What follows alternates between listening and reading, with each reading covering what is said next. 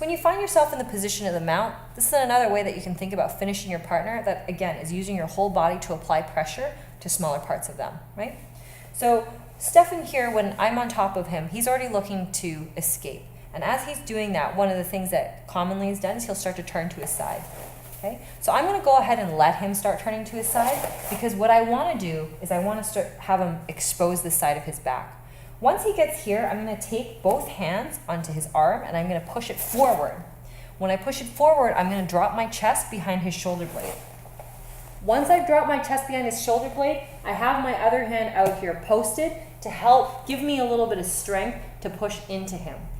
As I do this, I'm going to sneak my hand inside and open up his lapel, and I'm going to continue to drive forward. The hand's going to sneak around underneath Stefan's head, and I'm going to turn the lapel towards my hand. The important thing is here, guys, I'm not just going for a straight grab. I'm actually going to turn the lapel towards him, towards my opposite hand, so that my thumb feeds in and the fat part of the lapel rests on the palm of my hand. My fingers will curl behind the lapel. This makes for an infinitely tighter grip. Once I get here, I'm just looking to pull up my elbow in towards me a little bit, and then I'm going to start sneaking my body up, move my leg up. Don't leave your elbow hanging out, so you got to pull it all in. And then from here, I'm going to grab onto his knee. If you can only grab the fabric, that's fine, but ideally you want to be able to unhook the leg.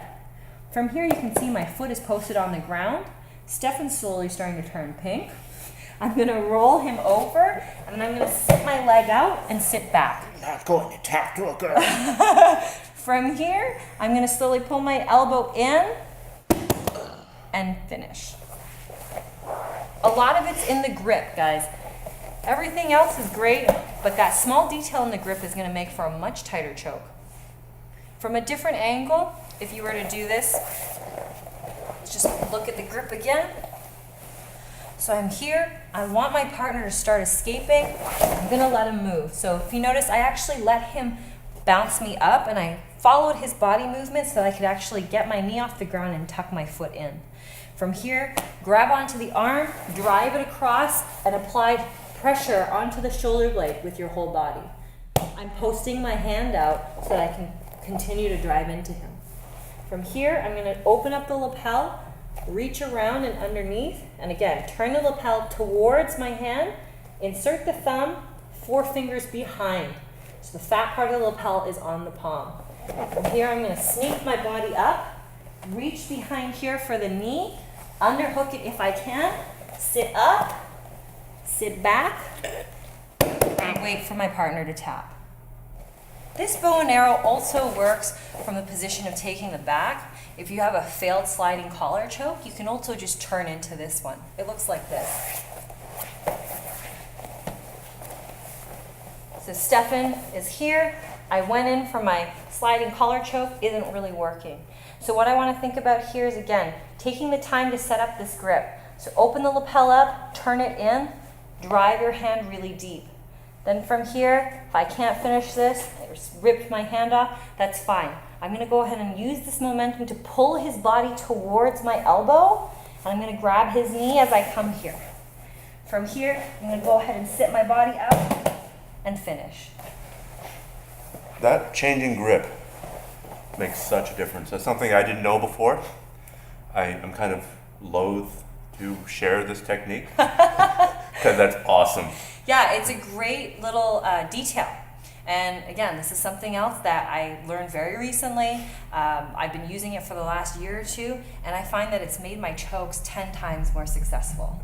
Just out of interest, what do you say to the people who don't want to learn any lapel-based chokes? I always find it a bit funny because if you're defending yourself in a Speedo, you've probably done something wrong getting into that. In a self-defense context, you've probably done something wrong before that point. Yeah, well, I mean, the people that I often hear that argument from, I don't want to learn lapel chokes, tend to be a lot of people that do MMA or submission grappling. You can take that side and say, well, I only want to learn the types of submissions that you can do in both. But if you have it, why not make use of it, right? Most people walk around with shirts or coats or other things on their body. Why not take it and do something with it? I don't think that learning something extra is going to be bad for you. I'm not sure if these people have another reason why they're choosing not to learn a lapel choke, but I certainly think that they're very useful, especially, again, if you're a smaller person. Getting a piece of fabric between your neck is going to be much easier than me getting my arm or my leg somewhere, right? So it just makes for a much tighter submission. I think some of it, quite frankly, probably comes down to ego. People don't want to, they know what they know.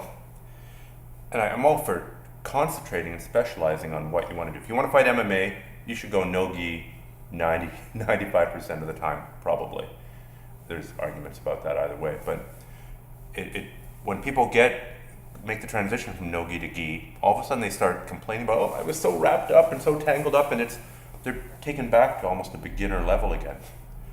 Wouldn't it be better if that happens to you in a class context of occasionally, once a month, rolling with a gi and having one or two chokes that work with the gi, as opposed to your first experience having that jean jacket or that windbreaker wrapped around your neck by somebody in a scrap. Yeah, and I think ultimately having use of the gi and knowing how to utilize it makes your game a lot tighter. I think no gi is essential as well. It makes you a little bit faster, more athletic, Both things add to having a really complete game. So I see a lot of benefits to training gi chokes, gi jiu-jitsu, and a lot of benefits to training no gi submissions and no gi jiu-jitsu. It's pretty hard to argue with Marcelo Garcia. Yeah, and maybe some people don't realize this, but a lot of his movements between no-gi and gi are very similar. Some of the submissions are different, but for the most part, the movements and the transitions all translate really well between each other. So in class, when we're training, either or, it's not a completely new game. And I think sometimes people relate no-gi to something different from gi, right? And typically I've met a lot of people that go, oh, I don't like to train no-gi, or, oh, I hate putting the gi on. It doesn't have to be like that. It's just a matter of how you're training your game. Can't we all just get along? Can't we all just be like Marcelo Garcia? I don't know. Okay, well, I've distracted you long enough. Let's do this for real, fast, and I'll try and recover. Okay.